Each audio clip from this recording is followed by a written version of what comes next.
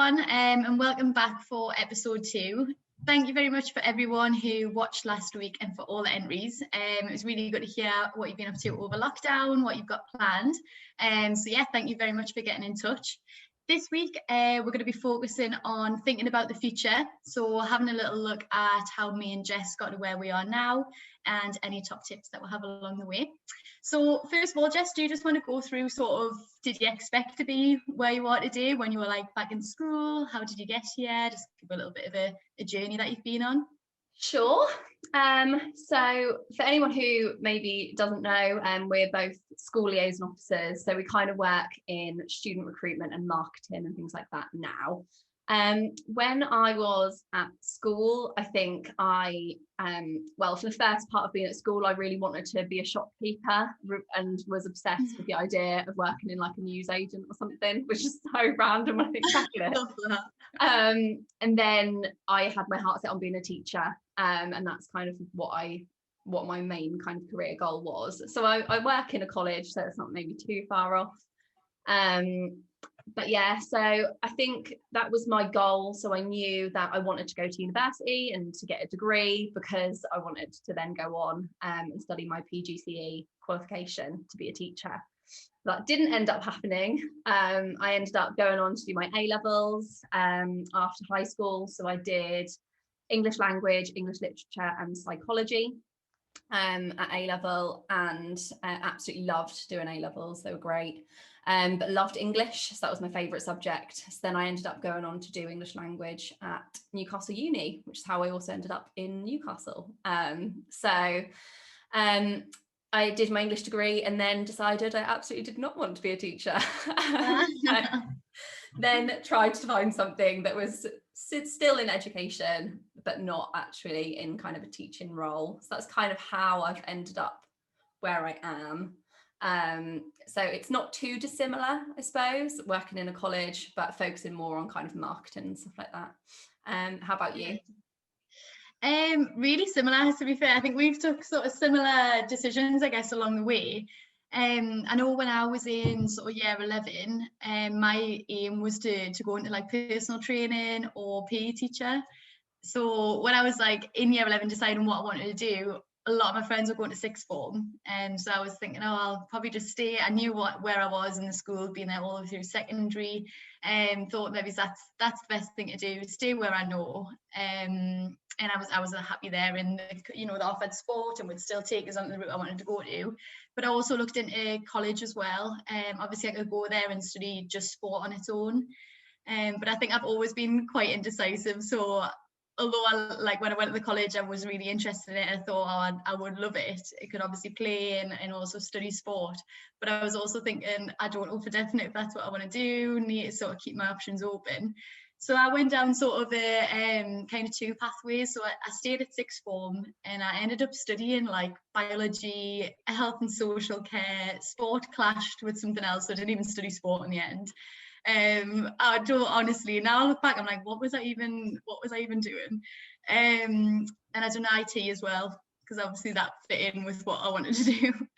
And then at the same time, I studied like my fitness instructor course as well, but outside of school. So I done that through college. So whilst I was doing my A-levels, at the weekend and evenings, I was also doing like fitness instructor course. As in? And then working in with like a PT as well. So I had like a box size certificate, used to go on like coach classes with him and things. So I feel like at that point I thought, this is great, like would sort of set out how it would work with the PT that I went to and shadowed. And he was sort of building up his business at the same time, and he was sort of thinking there'll be enough work for both of us. So he was kind of putting us through qualifications. And then unfortunately he ended up sort of for personal reasons finishing with his PT business, and he actually went on to be a paramedic. So I was left a bit like, oh god, like what I thought I was going to do totally isn't happening anymore. But it was an amazing experience, to be honest, and I think that definitely built up my confidence in like coaching and that sort of thing.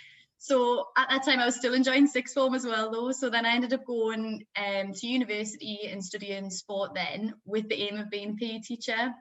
Yeah. So I think similar to yourself, I was like, great, this is what I'm going to do, study sport, and then I'll go and do PGCE and get into teaching. And I think a few years into uni, like I'd done loads of different things, like volunteering in schools and that kind of thing, and I did love it. But I think it's scared is that like for the rest of my life, I would just be teaching in like one school in one subject. And I was thinking, oh, I don't know if it is for me. So yeah, sort of went down a little bit of a different route like yourself. I love working in education and working with students, but I think yeah, it's nice to sort of work in lots of different schools, lots of different students in different situations. And I think because we didn't just sort of take one kind of steady route into this role, we've experienced lots of different things along the way. So it's nice to help students, I think, in the same position. So yeah, that's kind of all the different paths that I went down to get this job. I feel like your route is so much more interesting to me. I was like, yeah, I'm going to do A levels and then I'm going to go to uni and then I'm going to end up in this job, which I mean, I didn't need to do. But yeah, I think like your route is really interesting, that you kind of did the vocational and academic route like alongside each other pretty much. Yeah, and now I look back, I'm like, how did I even have the time to be doing that? And like the equivalent of 4 year levels at the same time. A-levels are intense as well. Yeah, I know. I really don't know. I feel like every decision was a surprise to me. Like, what am I doing? But it worked out. So yeah, don't regret it at all. Yeah. So from that then, sort of thinking about what we've done and how we've got here, do you have any sort of top tips that you give students in our position sort of now?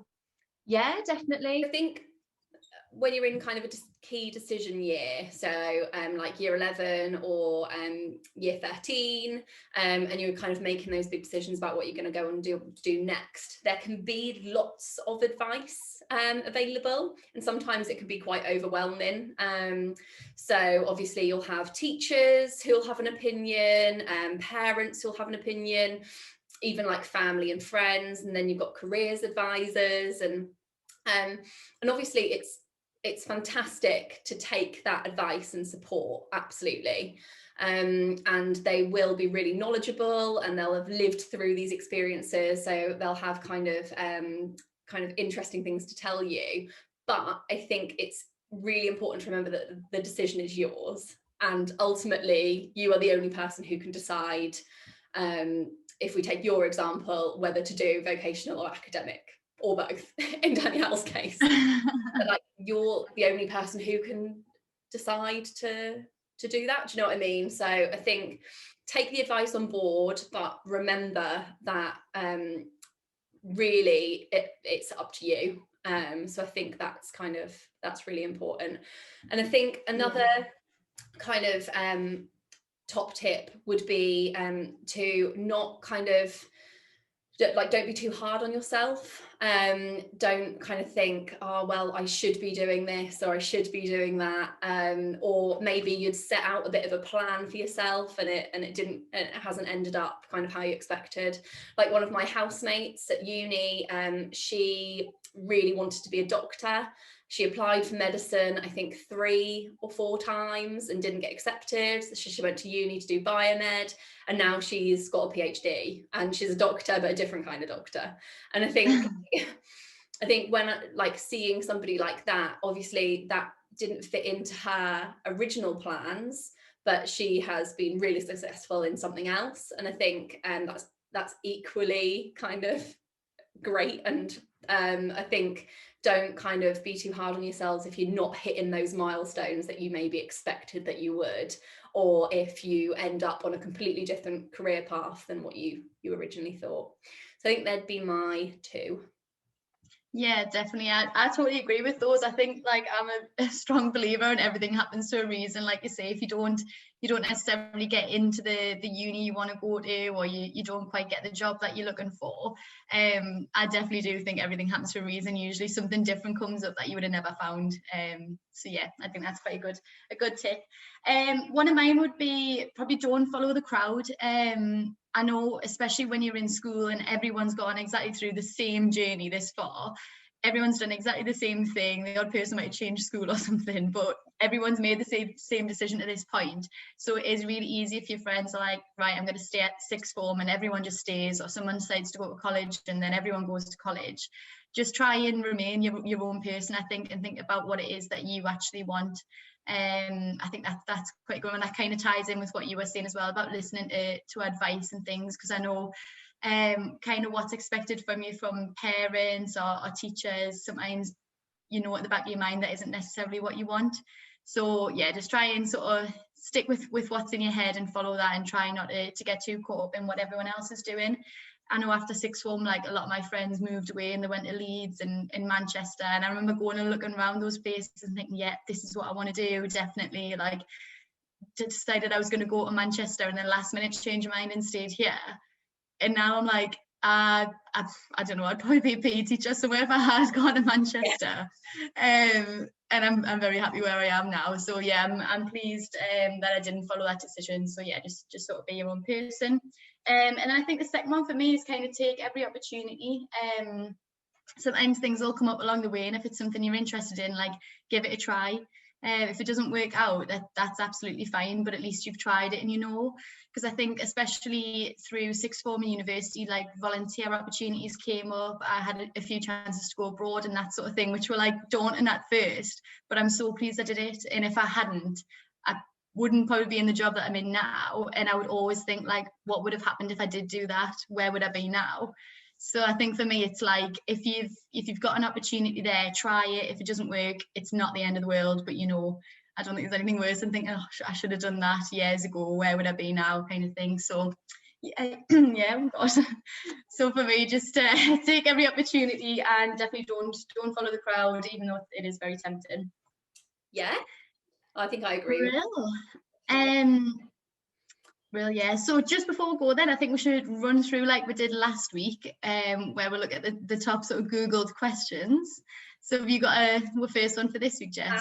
I have. So thinking about kind of the future and careers and things like that, the first question that I have is, what is the labour market?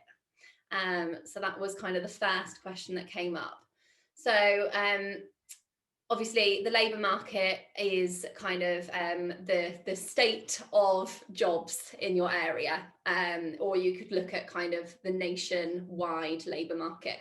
A lot of the time it's really useful to look at the labour market, because this includes things like salaries, and it can also include things like the amount of jobs that are available. So if you were looking at maybe a role in technology, then you could have a look at the digital sector and see how many jobs are available in your area.